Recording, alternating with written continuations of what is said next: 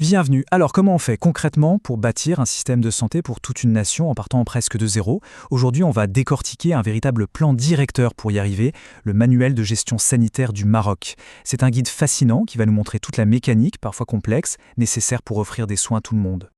La question, elle est immense en fait. Il ne s'agit pas juste de construire des hôpitaux. Non, il faut créer un réseau intelligent, accessible et surtout équitable.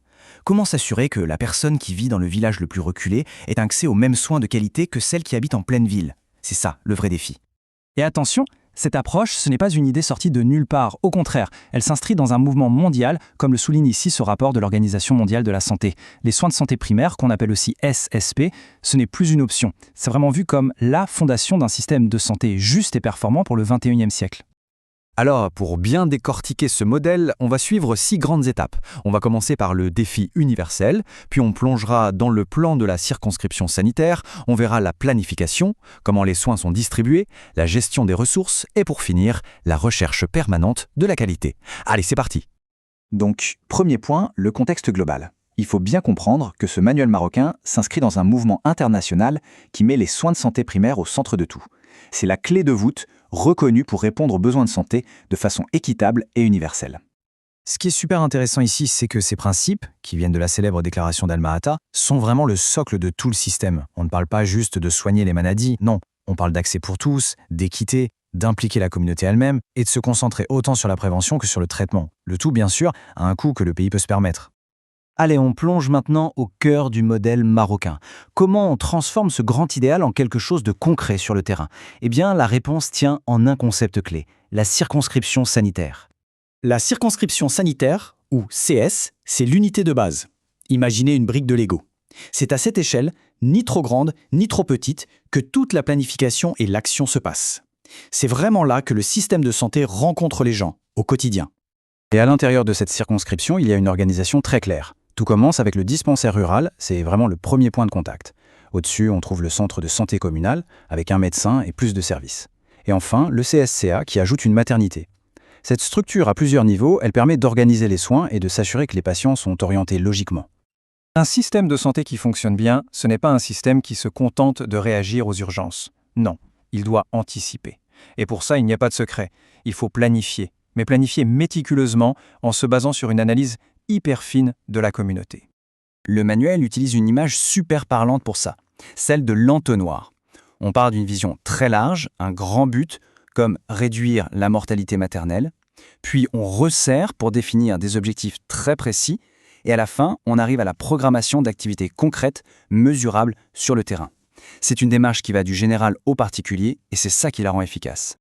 Et pour que cette planification ne soit pas hors sol, elle doit se baser sur un diagnostic complet de la communauté. On ne peut pas planifier dans le vide. Il faut tout savoir. Qui sont les gens? Où et comment ils vivent? De quoi souffrent-ils? Et quelles sont les ressources de santé déjà disponibles? En fait, la planification, ça commence par cette connaissance intime du terrain. Bon, le plan est sur la table. Maintenant, le plus dur, comment on fait pour qu'il devienne une réalité sur le terrain? Pour être sûr que les soins atteignent absolument tout le monde, même les plus isolés, le système repose sur une double stratégie. Et c'est là qu'on voit toute l'intelligence et la flexibilité du système. D'un côté, il y a la stratégie fixe, le modèle classique. Les gens viennent au centre de santé. Mais de l'autre, et c'est crucial, pour les populations rurales, éloignées, c'est le système qui vient à elles. Cette stratégie mobile, avec ses équipes qui se déplacent, elle est essentielle pour garantir que la couverture est vraiment universelle. On a vu le plan, on a vu comment on le déploie. Mais pour que tout ça tourne, il faut une mécanique de précision en coulisses. On parle ici de gérer les personnes, le matériel, les médicaments, bref, on entre dans la salle des machines du système de santé. Le manuel insiste énormément là-dessus. Le leadership est la clé. Un bon gestionnaire de circonscription, ce n'est pas juste un technicien. C'est un leader qui sait motiver son équipe, clarifier les rôles de chacun avec des outils comme la fiche de poste, et surtout, maintenir une vision commune.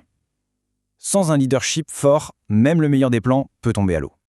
La gestion des médicaments, c'est un super exemple de cette rigueur logistique. Ce n'est pas une simple chaîne achat-distribution, non, c'est un cycle permanent. Ça commence par la sélection des médicaments essentiels, ça passe par leur stockage, leur distribution, et ça se termine par s'assurer qu'ils sont utilisés rationnellement par le patient. Chaque étape est cruciale. Parfois, ce sont les règles les plus simples qui changent tout. Le principe première entrée, première sortie, ou PEPS, C'est un détail logistique, mais un détail fondamental. En s'assurant que les médicaments les plus anciens sont utilisés en premier, on évite des gaspillages monstrueux à cause des dates d'expiration. C'est ce genre de détail qui fait toute la différence. Autre sujet, souvent oublié, mais absolument vital, la gestion des déchets. Le tri à la source est obligatoire. Il faut séparer les déchets classiques des déchets médicaux qui peuvent être dangereux. Une mauvaise gestion des déchets peut annuler tous les bienfaits des soins en créant de nouveaux risques sanitaires pour le personnel et pour l'environnement.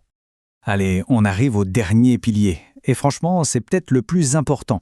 Parce que le but final, ce n'est pas juste de fournir des services, c'est de s'assurer que ces services sont de la plus haute qualité possible. En gros, le travail n'est jamais vraiment terminé. Cette définition de la qualité par Avedis Donabédian, elle est juste incroyable. La qualité, ce n'est pas un concept abstrait. C'est une analyse constante du rapport bénéfice-risque pour maximiser le bien-être du patient. C'est le principe directeur qui doit guider chaque décision, chaque action. Alors, comment on fait pour que cette quête de qualité soit intégrée dans la routine? Le manuel propose un outil simple mais hyper puissant, la roue de Deming. Planifier, faire, vérifier, améliorer. C'est un cycle qui ne s'arrête jamais. On identifie un problème, on teste une solution, on mesure si ça marche et on ajuste. C'est comme ça qu'un système apprend et s'améliore en permanence. En conclusion, ce manuel de 2014 nous donne une vision incroyablement structurée de comment on construit un système de santé.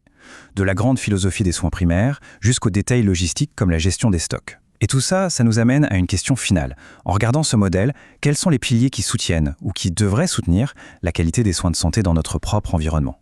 La réflexion est ouverte.